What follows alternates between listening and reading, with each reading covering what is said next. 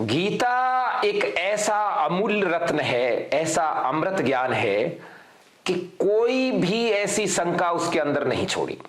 अभी थोड़ी देर पहले हम चर्चा कर रहे थे कि भाई भोजन जो है वो कैसा करना चाहिए। और देखो आप, अर्जुन के माध्यम से हम सबको वासुदेव श्री कृष्ण ने भोजन को भी 3 प्रकार का बता दिया। भोजन भी मनुष्य की प्रकृति के हिसाब से 3 प्रकार का होता है, सात्विक, राजसी और तामसिक। सात्विक भोजन वो है जिसको खाने से, जैसे रसयुक्त है, चिकना पदार्थ है, जिसको खाने से बल बढ़ता है, हमारे अंदर मेधा शक्ति, सात्विक भाव पैदा होता है, सत्कर्मों में हम प्रवृत्त होते हैं और पौष्टिकता बढ़ती है, वो सात्विक भोजन है। जैसे दूध है, दही है, शहद है, हमारे ऐसे भोजन जिससे हमारे बल को और हमारी सात्विक शक्ति को बढ़ता है, वो सात्विक भोजन होता है। फिर राजसी भोजन कैसा है?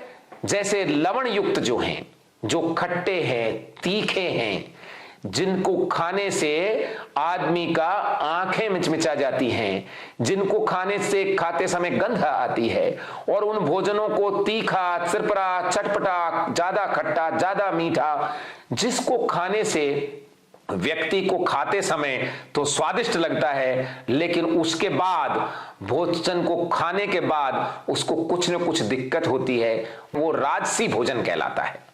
जो लवण युक्त होता है, तीखा होता है, खट्टा होता है, चरपरा होता है, जैसे नमकीन है, आचार है, हमारे कई तरह के ऐसे व्यंजन हैं जो बहुत अधिक ज्यादा खट्टे मीठे होते हैं। इस तरह के भोजन को राजसी भोजन कहते हैं। और तामसिक भोजन कैसा है?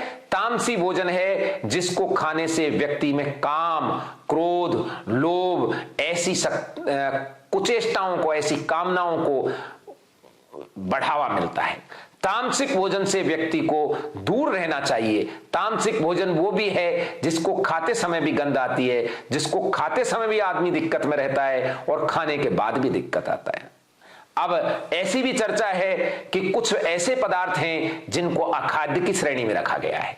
वो न राजसी है, न तामसी है, न सात्विक हैं, वो अखाद्य की श्रेणी में हैं और उनका खाना निषेध है। वो तो किसी भी प्रकार के, न तामसी प्रवृत्ति वाले को, न राजसी को, न सात्विक को, अखाद्य पदार्थों से तो व्यक्ति को बचना चाहिए, क्योंकि उनको खाने से व्यक्ति का आज भी बिगड़ेगा, कल भी बिगड़ेगा और लोक भी बिगड़ेगा, परलोक भी बिगड़ेगा। जय श्री कृष्ण।